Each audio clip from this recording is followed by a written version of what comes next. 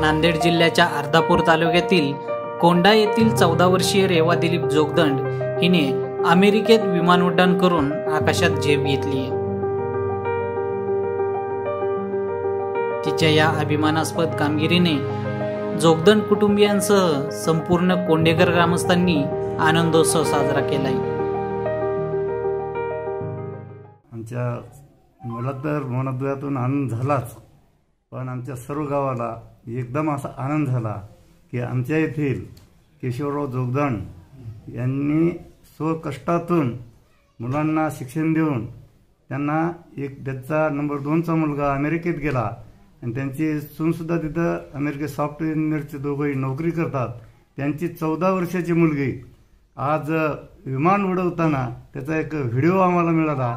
मला कालच माझ्या याच्यावर मोबाईलवर व्हिडिओ आला आणि पाहून एवढा आनंद झाला की मी जोगदंड साहेबाला जाऊन त्यांचं अभिनंदन केलं आणि आमच्या गावाचं एक नाव याच्या जगाच्या नकाशात कोरण्यात आलं, त्याचा आमच्या गावासाठी सार्थ अभिमान वाटतो।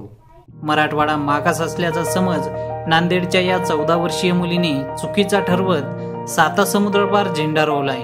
तिच्या या कामगिरीनं कोंढावासियांचा ऊर अभिमानानं भरून आलाय। मूळ कोंढा येथील रहिवासी असलेले केशवराव बालाजी जोगदंड यांचा मुलगा दिलीप केशवराव जोगदंड हे 20 वर्षांपूर्वी अमेरिकेला स्थायिक झाले।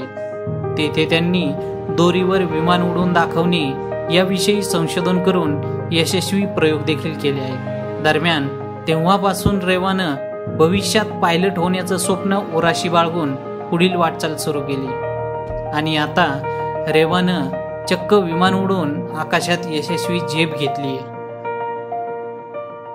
अमेरिकेला गेले तुम्ही, कशी वाटली अमेरिका? छान वाटली अमेरिका। हो। तुम्हाला किती आहेत मुलं बाळा? मला मुलं 3 आहेत। हां, काय करतात? मोठा मुलगा शिक्षक आहे आणि नंबर 2चा अमेरिकेला आहे।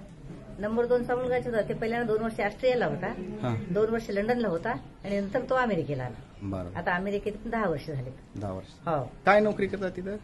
ते सॉफ्टवेअर इंजिनियर आहेत। त्यांची पत्नी पण सॉफ्टवेअर इंजिनियर आहे। बरं, काल ते तुमच्या नातीनं विमान चालविलं, नेमकं तुमची आजी म्हणून काय भावना आहे? मला असा खूप खूप आनंद झाला। पुढे सांगायचं म्हणजे असा आनंद राहिलाच नाही, एवढं छान झालं।